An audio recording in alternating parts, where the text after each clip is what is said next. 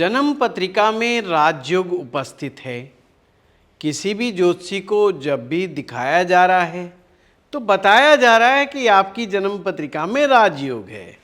व्यक्ति ख्वाब सजाता हुआ जीवन में आगे बढ़ता है कि आज नहीं तो कल, कभी ना कभी तो मेरे दिन सुधरेंगे और जीवन में बाहर आएगी। जमीन जायदाद, मकान, वाहन, लग्जरी का सुख भरपूर होगा।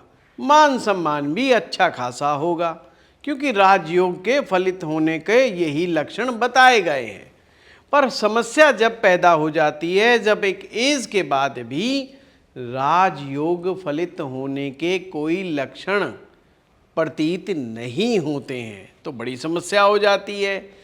तो ऐसा अक्सर होता क्यों है? राजयोग कुंडली में होते हुए भी वह फलित क्यों नहीं होता?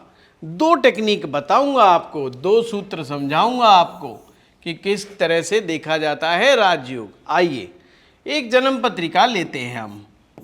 एक कर्क लगन की मैं कुंडली बना रहा हूं और आपके सामने एक राजयोग बना रहा हूं। 10th हाउस में मंगल बैठा है स्वग्रही होकर के, और यहीं पर चंद्रमा बैठ जाता है। लग्नेश दशमेश या लग्नेश पंचमेश का बड़ा सुंदर राजयोग बन गया। जब भी केंद्र और त्रिकोण के मालिक केंद्र में मिलते हैं, कंजशन करते हैं, युति बनाते हैं, जैसे यहाँ पर बना हुआ है, तो उसे राजयोग कहा जाता है। एक राजयोग ये बन गया। एक प्रकार का ये लक्ष्मी योग है। लक्ष्मी योग है तो जीवन में लक्ष्मी जी का आशीर्वाद तो होगा ही होगा। एक योग और लेकर के चलते हैं हम। मान लीजिए गुरु लगन में बैठ करके उच्च का हो गया है यहाँ पे, क्योंकि कर्क लगन है। सभी जानते हैं गुरु ग्रह कर्क राशि में उच्च के होते हैं। उच्च का गुरु केंद्र में बैठा हो तो हंस नाम का पंच महापुरुष राजयोग बनाता है। अगर आप नहीं जानते पंच महापुरुष राजयोग क्या होता है, तो हमने इस पर बहुत बढ़िया वीडियो बनाया हुआ है। आप एस्ट्रो पाठशाला में 1-2 साल पहले के वीडियो देखिएगा, आपको पंच महापुरुष राजयोग डिटेल से मिल जाएगा। अभी के लिए इतना समझ लीजिए, इस कुंडली में गुरु हंस नाम का पंच महापुरुष राजयोग बना रहा है। तो इस हिसाब से तो इस जातक को जीवन में मौज बहार होगी, क्योंकि गुरु ज्ञान देता है, शिक्षा देता है, विजडम देता है, विस्तार देता है, बड़ी सोच देता है, और सबसे बड़ी बात आध्यात्मिक शक्ति देता है, आध्यात्मिक नॉलेज देता है। ऐसा व्यक्ति जानता है जीवन में जीवन को कैसे जीना चाहिए। ऐसा व्यक्ति जानता है कि इस संसार में किस प्रकार से रहा जाता है। यानी बहुत अच्छे लोग होते हैं ये लोग। अब यहाँ पर टेक्निक नंबर 1, टेक्निक क्या कहती है? पहली टेक्निक सर्वाष्टक वर्ग से।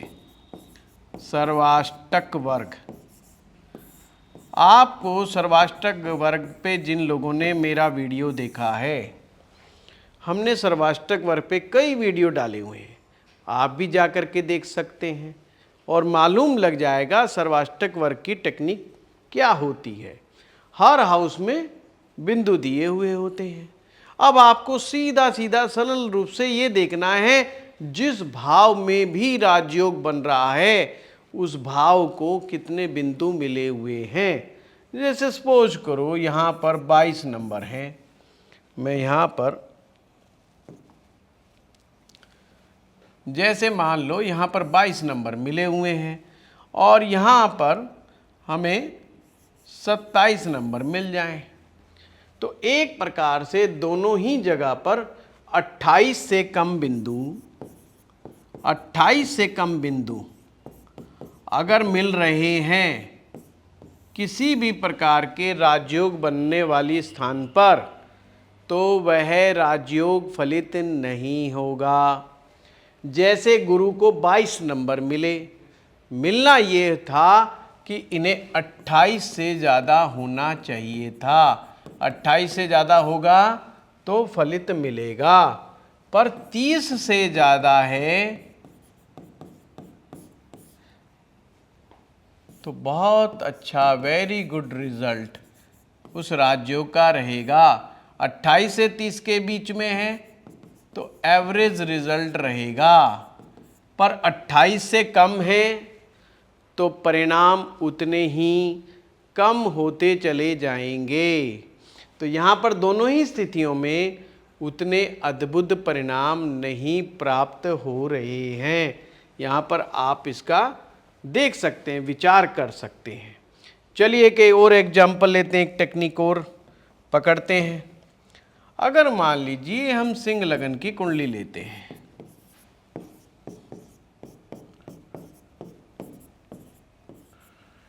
यहाँ पर हम चंद्रमा देखते हैं, उच्च का चंद्रमा है, और यहाँ पर हम शुक्र को ले लेते हैं, यहाँ पर हम सूरज को ले लेते हैं, यहाँ पर हम मंगल को ले लेते हैं, यहाँ हम बुध को ले लेते हैं, यहाँ हम शनि, वैसे ही रैंडमली हम लोग ले रहे हैं।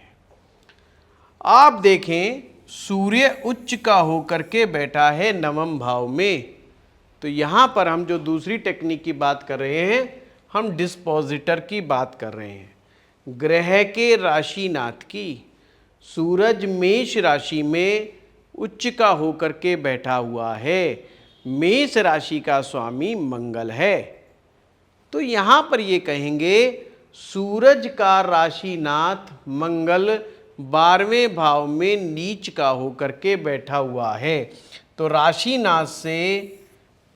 राशिनाथ जो है यदि ग्रह से कमजोर हो जाए तो सूरज के अच्छे परिणाम प्राप्त नहीं होंगे। पर इसके विपरीत अगर यही मंगल उच्च का होकर के बैठ जाता तो निश्चित रूप से सूरज अपना बहुत अच्छा परिणाम देने में सक्षम हो जाता।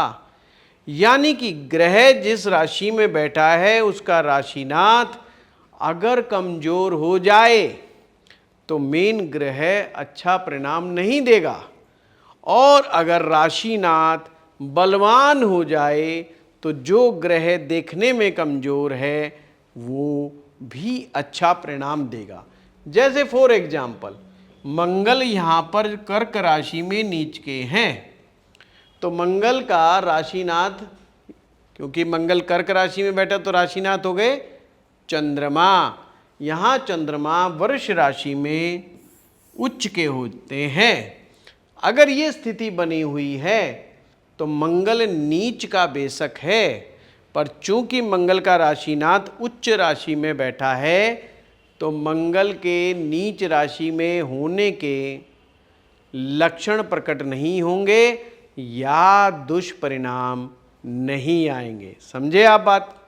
कितना आराम से मैंने आपको बताया कि राजयोग किस तरह से भंग होता है।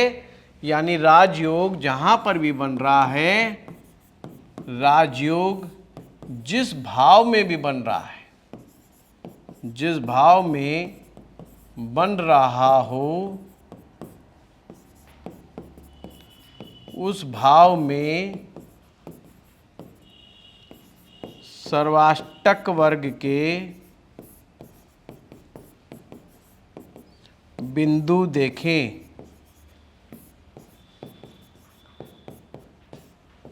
तीस से ज़्यादा बिंदु